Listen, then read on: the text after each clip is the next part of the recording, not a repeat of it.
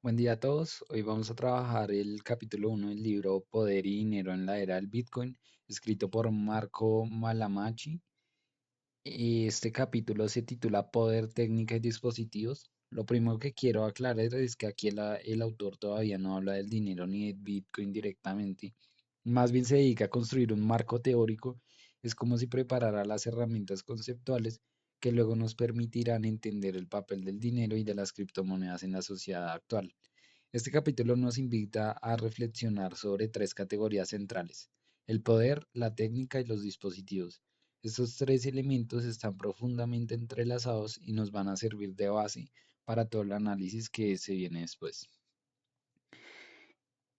El punto de partida del autor es que el poder, la técnica y los dispositivos forman una especie de triángulo inseparable para entender cómo funcionan las sociedades modernas y sobre todo para comprender fenómenos como el Bitcoin. Es necesario ver cómo esos tres conceptos se relacionan. El capítulo entonces no es tanto un análisis histórico del dinero, sino una reflexión filosófica y sociológica.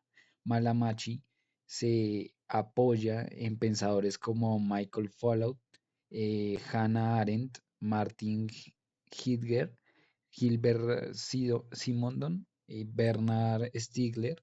Cada uno de ellos aporta una mirada distinta que ayuda a comprender cómo el poder se ejerce, cómo la técnica estructura la vida humana y cómo los dispositivos concretan esa relación. En este sentido, podemos pensar que el capítulo es como una especie de caja de herramientas teóricas que luego el autor aplicará en el análisis del dinero y del Bitcoin. Michael Foucault tiene una visión muy particular del poder. Para él el poder no es algo que uno tenga como si fuera un objeto ni algo que solo se concentre en el Estado o en las instituciones. El poder es más bien una red de relaciones que circula por toda la sociedad. Según Foucault, el poder se ejerce en múltiples niveles: en los cuerpos, en los hábitos cotidianos, en las instituciones, en los discursos y hasta en las prácticas más simples. No se trata solo de represión, de prohibir o limitar. El poder también produce realidades, produce saberes, conductas, modos de vida. Por ejemplo, pensemos en una escuela. No solo transmite conocimientos, también organiza conductas.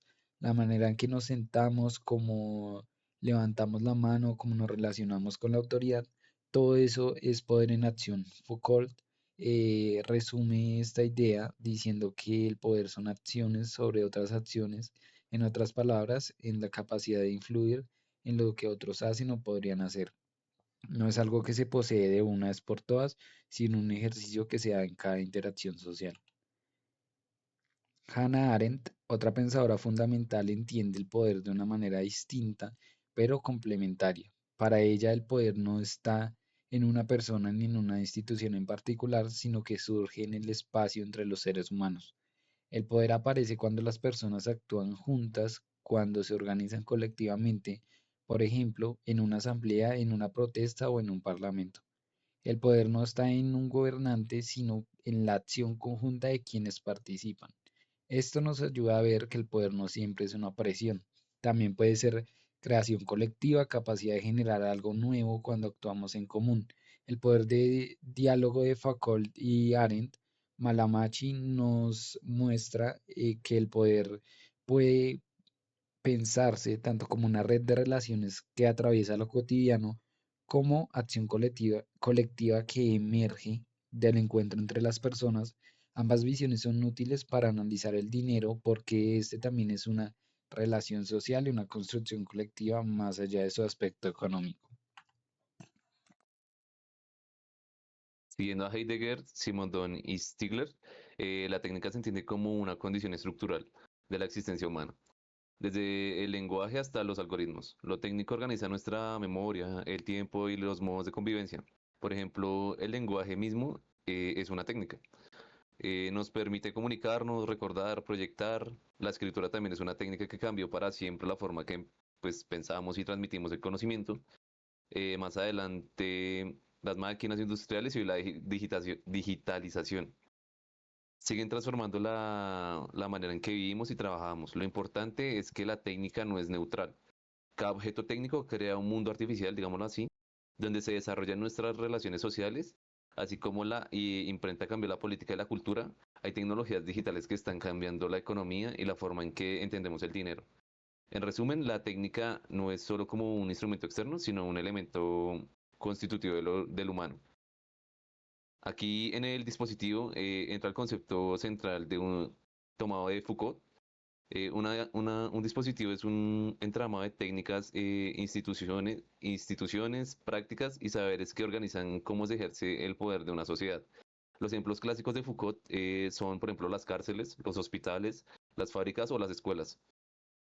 En todos estos espacios vemos cómo se cruzan lo técnico, lo político y lo social.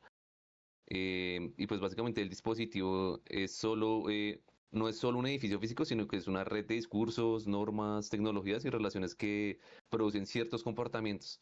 Podemos que pensar que en una fábrica, anteriormente, allí solo habían como máquinas, también habían como, o sea, no solo habían máquinas, sino también habían reglas de disciplina, horarios, castigos y pues una organización de trabajo. Todo eso conformaba un dispositivo que moldeaba a los trabajadores. En un mundo digital, por ejemplo, los algoritmos, las plataformas y las redes sociales funcionan también como estos dispositivos. No son neutrales, sino que reorganizan nuestra forma de interactuar, pues lo que consumimos y la información e incluso cómo nos relacionamos entre nosotros. Pues en la última, en la relación, llegados a este punto, pues el autor muestra que el poder, la técnica y el dispositivo son inseparables. El poder siempre se ejerce en un mundo técnico y la técnica siempre se inscribe en las relaciones de poder. Esa unión se concreta en los dispositivos, que son los que realmente organizan la vida colectiva. Esto significa que no podemos pensar en la sociedad sin técnica, por ejemplo, ni la técnica fuera de las relaciones de poder. Lo mismo pasa con el dinero. No es solo una herramienta económica, sino un dispositivo social y político. Por ejemplo, el Bitcoin, que será analizado más adelante, aparece entonces como un ejemplo perfecto de este cruce. Una técnica algorítmica que reconfigura los dispositivos de poder en la economía global. En conclusión, el capítulo nos deja tres ideas principales. Primero, que el poder no es algo que se posee, sino que se ejerce y que circula en toda la sociedad. Segundo, que la técnica no es neutral ni secundaria, sino que construye nuestro mundo y organiza la vida humana. Y tercero, que la unión de poder y técnica se concreta en los dispositivos que son redes donde se configuran las relaciones sociales. Con esto, con esta base, el autor nos prepara para analizar el dinero y el Bitcoin en los siguientes capítulos. Allí veremos que el dinero, lejos de ser solo un medio de intercambio, es también un dispositivo de poder y el Bitcoin, al ser una plataforma nueva de dinero digital, plantea transformaciones profundas en la manera en que se ejerce ese poder. Por eso, aunque en este primer capítulo parezca muy teórico, en realidad nos da las herramientas para entender los cambios actuales en la economía digital y en las relaciones de poder que se juegan en torno al dinero. Muchas gracias.